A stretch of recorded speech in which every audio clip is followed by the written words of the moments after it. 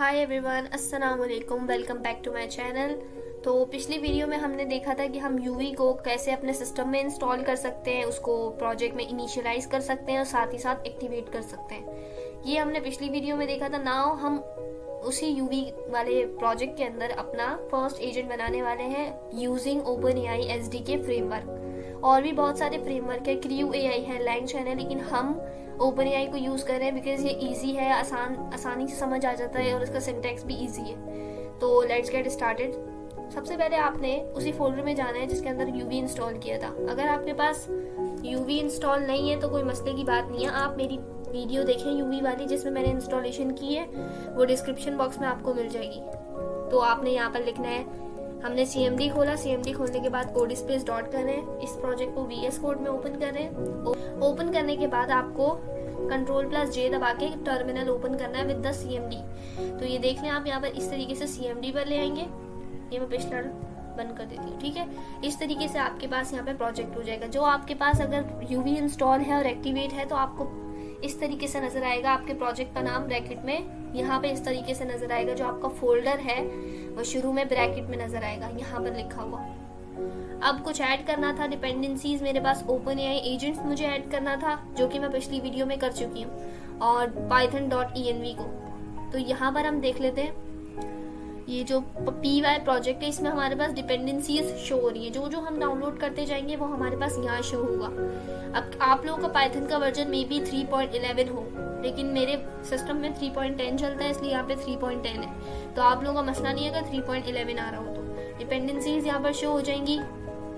इसके बाद आपने main.py वाली फाइल में आना है। अच्छा, फाइल में आने के बाद सबसे पहले इस फाइल को डिलीट कर दूं।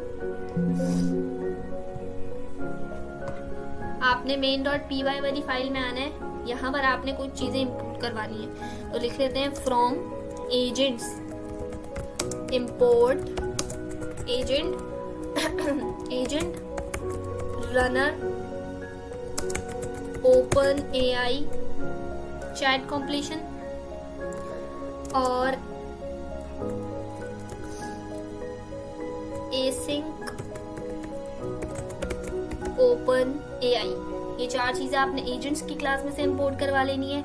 इसके बाद नेक्स्ट हम इंपोर्ट करवाएंगे फ्रॉम agents.runner में से, agents.run में से इंपोर्ट करवा लेते हैं हम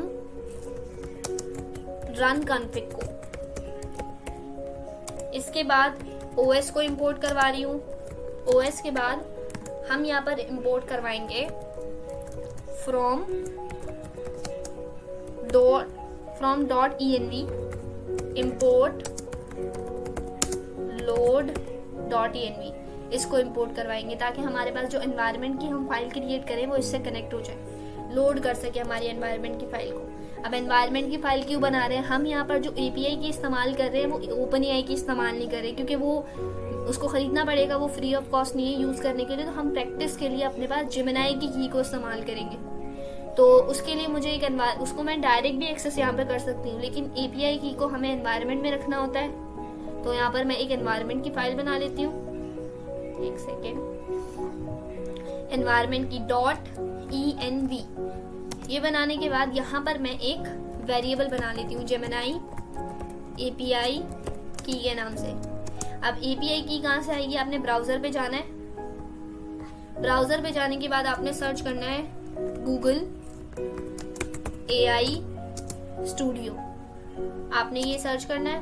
सर्च करने के बाद आपको ये यहाँ पे मिल जाएगी। पहली वेबसाइट आपने ओपन करनी है। ओपन करने के बाद इस तरह का इंटरफेस नजर आएगा। आपको यहाँ पे गेट API की नजर आ रहा होगा, क्लिक करेंगे इसको। क्लिक करने के बाद क्रिएट API की। यहाँ पर ये आपसे प्रोजेक्ट का नाम पूछेगा। अगर आपका कोई प्रोजेक्ट पहले से क्रिएटेड है तो वो यहाँ पे नजर आ जाएगा, नहीं तो आप प्रोजेक्ट साथ साथ क्रिएट कर दीजिएगा। ये सामने पूछेगा एंट्री और प्रोजेक्ट नेम। तो उस प्रोजेक्ट का कोई काम नहीं है, सिर्फ आप ऐसे ही कोई प्रोजेक्ट क्रिएट कर दिएगा किसी भी नाम से। तो ये Gemini API के नाम से मैंने क्रिएट किया था। इसको मैंने भले यूज नहीं किया, लेकिन बस क्रिएट कर दे। उसके बाद API की इस एग्जिस्टिंग प्रोजेक्ट में क्रिएट हो जाएगी। जनरेट हो रही है, ये आपके पास जनरेट हो गई। यहाँ पर लिखा हुआ भी है अपनी API की को सिक्योरली यूज करें, इसको ज्यादा लोगों में शेयर ना करें और इसको पब्लिकली ना शो करें। तो इसलिए हमने env की फाइल बनाई है ताकि हमारा जो भी कोड है एपीआई की के साथ एपीआई की हमारी env की फाइल में रहे। तो इन्वर्टेड कॉमास के अंदर मैं इसको पेस्ट कर देती हूँ। नेक्स्ट हम यहाँ पर एक वेरिएबल बनाएंगे, जेमिनी एपीआई की, इसको मैं बराबर कर रही हूँ os.getEnv। तो इसको लिंक भी तो करना है ना, तो लिंक कर दिया मैंने इसको os के साथ env की फाइल से। और यहाँ पर मैं जेमिनी एपीआई की को लिख रही हूँ विद द इन्वर्टेड कॉमास। अब ये जेमिनी एपीआई की कौन सी है? ये वो है वेरिएबल जो कि हमने env की फाइल में यहाँ लिखा था, ठीक है, उसको हमने इस वाले वेरिएबल के बराबर कर दिया। नेक्स्ट पे हम क्या करेंगे, एक क्लाइंट बनाएंगे अपना। क्लाइंट को मैं बराबर कर रही हूँ async OpenAI के, यहाँ पे सजेस्ट भी हो रहा है। इस क्लास के बराबर करने के बाद मैं इसके अंदर एपीआई की सबसे पहले पास करूंगी। ये रहा एपीआई की इज इक्वल्स टू, कौन सी एपीआई की इस्तेमाल कर रहे हैं हम, ये वाली जेमिनी एपीआई की। अब हमने यहाँ पे स्मॉल वाला क्यों नहीं लिखा, क्योंकि ये स्मॉल वाली जेमिनी एपीआई की कैपिटल वाली के बराबर है, तो मैं इस वाले वेरिएबल को यहाँ पास कर सकती हूँ। कॉमा लगा के हम नेक्स्ट चीज करेंगे। नेक्स्ट हमारे पास हमें देना है बेस यूआरएल, तो बेस यूआरएल दे देंगे। एक सेकेंड, बेस यूआरएल दे दिया। बेस यूआरएल कहाँ से आएगा, आपने वापस सब ब्राउजर पे जाना है और यहाँ पर न्यू टैब खोलने के बाद आपने सर्च करना है OpenAI कंपैटिबिलिटी।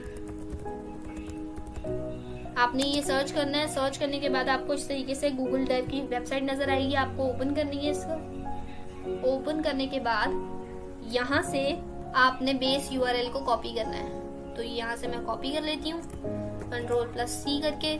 नेक्स्ट अपने VS कोड के ऊपर आकर इसको पेस्ट कर दिया मैंने। पेस्ट करने के बाद नेक्स्ट मैं इसके अंदर बनाऊंगी मॉडल।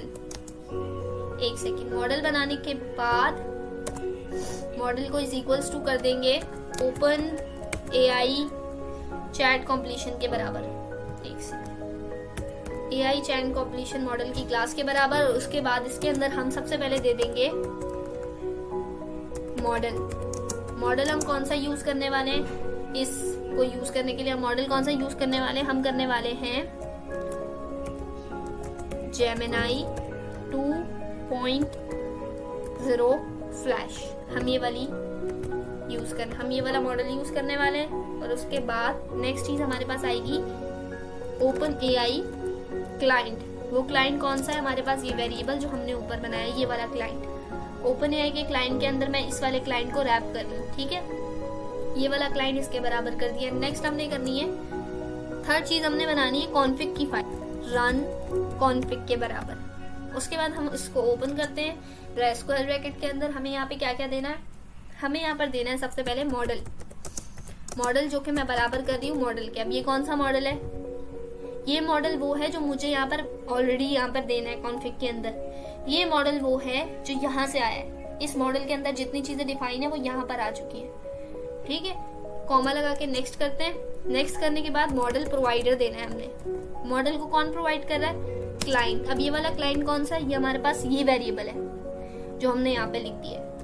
मॉडल हो गया, मॉडल प्रोवाइडर हो गया। नेक्स्ट हमें देना है ट्रेसिंग डिसेबल्ड। हमें ट्रेसिंग डिसेबल करनी है अभी फिलहाल। ट्रेसिंग क्या है, ट्रेसिंग ये है कि हमारे पास बैकएंड में जब ये चीजें प्रोसेस हो रही होंगी तो जो जो चीजें ओपन होंगी पीछे, जो जो LLM यूज हो रहे होंगे, जो जो चीजें पीछे यूज हो रही होंगी वो ट्रेस होता जाएगा। लेकिन हम नहीं चाहते अभी फिलहाल वो ट्रेस हो और कोई एरर वगैरह आए, तो हमने ये कर दिया है यहाँ पे ट्रेसिंग डिसेबल। इसके बाद अब हमें एक एजेंट बना लेते हैं। Agent is equals to agent की क्लास के अंदर हमें सबसे पहले एक नेम देना है। नेम मैं दे देती हूँ इसका असिस्टेंट इसका नाम दे दिया। नेक्स्ट मुझे देना है इंस्ट्रक्शन। ध्यान रखिएगा ऐसा आएगा यहाँ पे। अच्छा, नेम कंपलसरी है, इंस्ट्रक्शंस कंपलसरी नहीं है, लेकिन हमें देना जरूरी है। मतलब एज यूजुअल इसमें जरूरी नहीं है सिंटेक्स में, लेकिन अगर हम दें तो हमारा स्ट्रॉन्ग एजेंट काम करेगा। ये इंस्ट्रक्शन ऐसा प्रॉम हम यहाँ पे पास करेंगे जो कि एजेंट को उसका काम और अच्छे से डिफाइन करेगा, वो हमें और अच्छा आउटपुट देगा। तो हम यहाँ पे यूज कर लेते हैं इसको, एक अच्छा सा प्रॉम्प्ट दे देते हैं, you are assistant, you are able to answer any query. ठीक है, इस तरीके से हम कुछ दे देते हैं इसको। इसके बाद यू आर एन असिस्टेंट।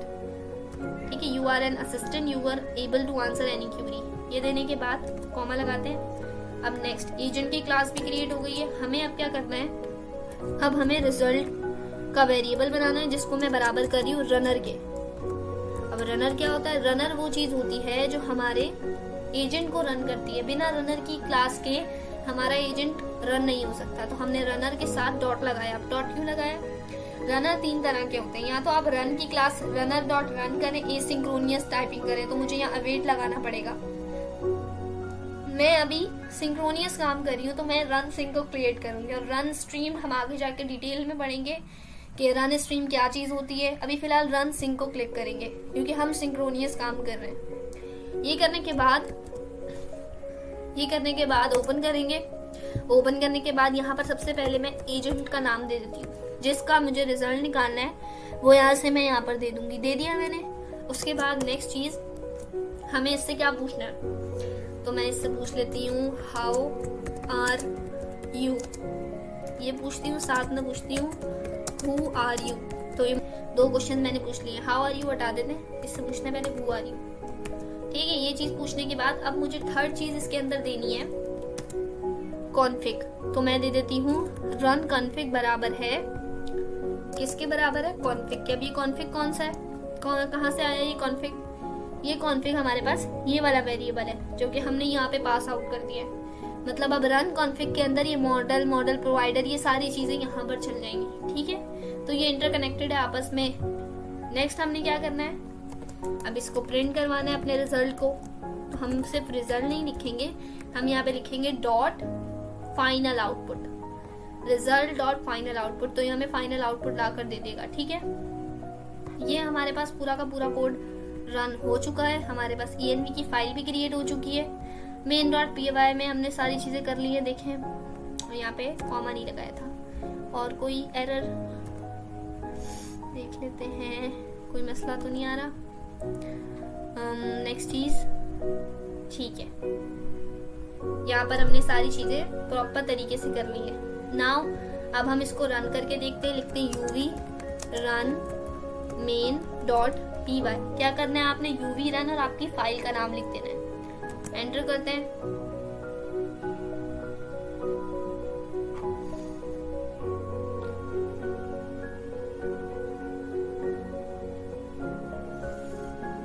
अच्छा, तो इसने एरर थ्रू किया है। एरर ये है कि हमने लोड env को तो कॉल ही नहीं किया। तो ये लोड कैसे करेगा एनवायरनमेंट, तो हम इसको कॉल करना भूल गए थे, इसको कॉल कर लेते हैं।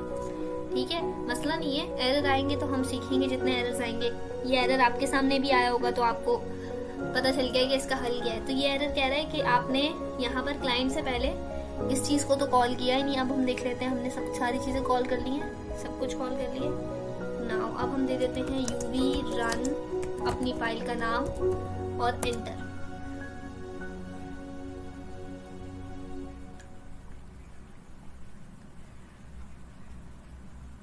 ये देखिए आ चुका है यहाँ पर हमारा आंसर। ये कह रहा है I am large language model train by Google. ये गूगल से ट्रेन होता है, लार्ज लैंग्वेज मॉडल है। इसको जरा हम एक काम करते हैं, यहाँ पे कुछ और पूछते हैं। हम यहाँ पे पूछ लेते हैं इससे हाउ आर यू।